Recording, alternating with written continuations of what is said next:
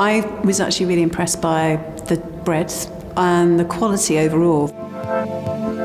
Many of the pieces, I think, had a sort of intelligence or an awareness of a kind of political or subjectivity that informs thinking about architecture, cities, urbanism, the role of the architect today. And the really great work today shows a kind of intelligence around that, I think. What I really liked about the dissertations is that they managed to marry a kind of very strong personal engagement with a topic that was very clearly, sometimes very close to the heart of the author, with some kind of scientific or academic methodology.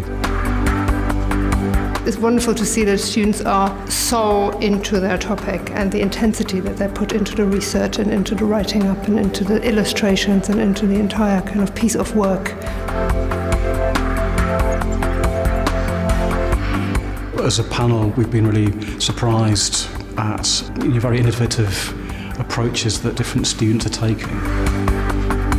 We've learnt a lot from reading the material that's been put together. There's a genuine breadth and a surprising range of approaches, and that's fantastic.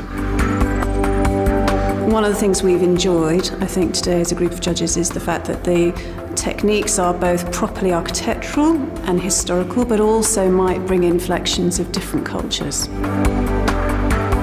I think it is very important that we get that sense of international representation and also the idea that architecture is really something that happens everywhere in the world. The judging process was very relaxed, very candid. There were very few moments when there was clear disagreement, so that of itself is, I think, significant because it also shows that there is this kind of implicit standard that we all work towards. The strongest ones arrive with an answer that was completely unexpected, but which is absolutely appropriate for the needs that have emerged through a more careful process of research and discussion. I think it's an incredibly powerful statement that the RIBA as a professional association values historical and theoretical research in the program.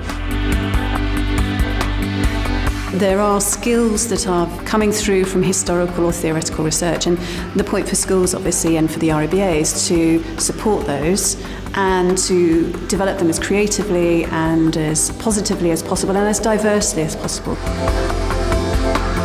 I think it's immensely important that the RIBA awards these medals because it engenders such a process of communication, of sharing, of seeing what other universities, other architectural schools, other students do. It has a whole series of repercussions and positive influences, I think, within schools and in the wider architectural community.